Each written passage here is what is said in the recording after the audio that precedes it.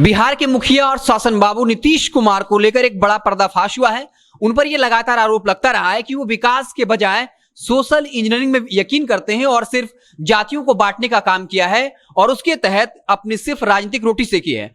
तेजस्वी यादव ने इसको लेकर ट्वीट भी किया है और लिखा है, घोटाले के सरताज तथा भ्रष्टाचार के भीष्म पितामह श्री नीतीश कुमार एवं उनके खास दलित विरोधी अधिकारियों ने SC/ST वर्ग के छात्रों की छात्रवृत्ति का हजारों करोड़ कहीं और गायब कर दिया। CAG ने विभिन्न विभागों में 2 लाख करोड़ से अधिक की गड़बड़ी पाई है। ये अब तक 76 घोटाले कर चुके हैं। बता दें कि इसके साथ ही तेजस्वी यादव ने इंडियन एक्सप्रेस अखबार की एक स्क्रीनशॉट को भी शेयर किया है। इसमें बाकायदा बताया गया है कि कैसे नीतीश कुमार ने हजारों करोड़ की हेराफेरी करी। आपको बता दें कि बिहार के साथ साथ पूरे देश में SC और ST के छात्रों को स्कॉलरशिप दिया जाता है मैट्रिक से लेकर MA तक की पढ़ाई के लिए, यानी मास्टर्स डिग्री तक की पढ़ाई के लिए। लेकिन बिहार में कैसे उसको लेकर बंदरबाट हुआ है, जहां नीतीश कुमार एक तरफ ये घोषणा करते हैं कि अगर किसी दलित परिवार में किसी की हत्या होती है तो उसके परिवार वाले को सरकारी नौकरी दी जाएगी, और बाकायदा ये बिल्कुल एक सिर्फ पॉलिटिकल स्टंट है। लेकिन अगर आप वाकई में किसी समाज का उत्थान चाहते हैं तो सबसे जरूरी होता है कि आप उस समाज के जो बच्चे हैं उनकी शिक्षा को दुरुस्त करिए। लेकिन जो हजारों करोड़ रुपए केंद्र सरकार की तरफ से दिए जाते हैं, साथ ही साथ राज्य सरकार भी पैसे देती है कि जो दलित छात्र हैं या फिर ST से आते हैं उनको स्कॉलरशिप दिया जाए, और उसमें हजारों करोड़ की हेराफेरी हुई है। और बाकायदा इसको लेकर इंडियन एक्सप्रेस ने जो रिपोर्ट छापी है उसमें साफ तौर पे लिखा है कि जो भी छात्रवृत्ति का पैसा था उसमें 2076 करोड़ रुपए स्टेट इलेक्ट्रिसिटी डिपार्टमेंट को ट्रांसफर कर दिया गया। इसके अलावा 3081 करोड़ रुपए रोड प्रोजेक्ट्स यानी रोड बनवाने के प्रोजेक्ट पे ट्रांसफर किया गया। 1202 करोड़ वो बाढ़ को रोकने के लिए जो प्रोजेक्ट था उसमें ट्रांसफर कर दिया गया।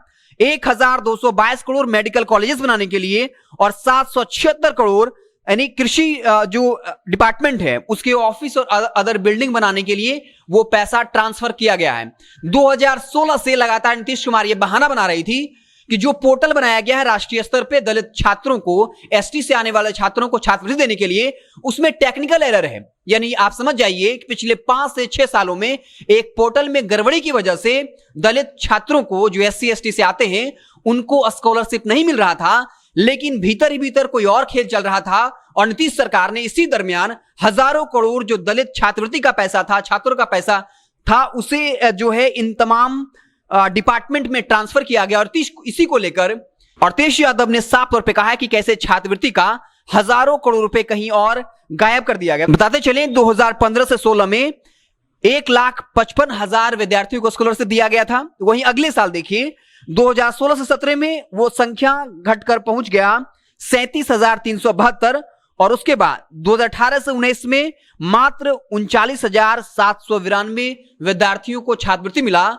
और इस दरमियान लगातार नीतीश सरकार ये बहाना बनाती रही कि जो पोर्टल है उसमें एरर आ गया और वो उस एरर को ठीक नहीं कर पाए। लेकिन सच्चाई कुछ और है। इंडियन एक्सप्रेस की रिपोर्ट में सब कुछ साफ हो गया है कि कैसे छात्रवृत्ति का हजारों करोड़ रुपए किसी और जगह ट्रांसफर किया गया। लेकिन जो बच्चे पढ़ने वाले हैं, जिन पर बिहार का भविष्य टिका हुआ है, उनके पैसे को कहीं और ट्रांसफर कर दिया गया। लेकिन नीतीश कुमार जरूर कहते हैं कि अगर किसी दलित परिवार में किसी की हत्या होती है तब उनके परिवार वालों को सरकारी नौकरी दी जाएगी। लेकिन इस वक्त बिहार में लाखों सरकारी जो पद है रिक्त हैं, उसको भरने का काम जो है नीतीश सरकार नहीं कर रही है। महिलाओं को आरक्षण दिया गया है 35% का सरकारी नौकरी में, उसके बाद भी जो लाखों पद रिक्त हैं उसको नहीं भरा जा रहा है। और चुनाव प्रचार में नीतीश कुमार जाते हैं तब मन से कहते हैं कि हमने महिलाओं को आरक्षण दिया, दलित को आरक्षण दिया, अति पिछड़ा समाज को आरक्षण दिया, लेकिन उनकी जो छात्रवृत्ति का पैसा है उसको वो कहीं और लगातार ट्रांसफर कर रहे थे, और सालों से ये बहाना बना रहे थे कि पोर्टल में ही कोई खराबी थी। तेजस्वी यादव ने इसको लेकर करारा निशाना साधा है नीतीश कुमार पर, और यह आरोप लगाया कि वो शुरुआती दौर से ही सिर्फ जाति की राजनीति करते रहे। 2005 में सत्ता में आए थे, उस वक्त सिर्फ पासवान जाति को छोड़कर सभी को महादलित कैटेगरी में डाल दिया था, ताकि इससे रामविलास पासवान का राजनीतिक भविष्य जो है खतरे में आ जाए। हालांकि 2018 में उन्होंने पासवान जाति को भी उसमें शामिल कर दिया गया।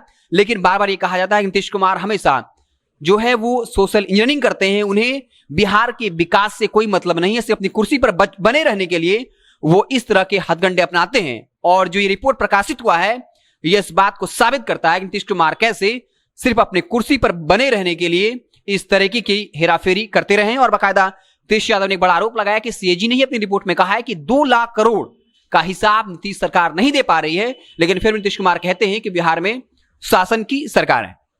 आप देखते रहिए जनता जंक्शन, जैसे ही कुछ नया अपडेट आएगा तो हम उसे आपको इत्तला करेंगे। बहुत बहुत धन्यवाद।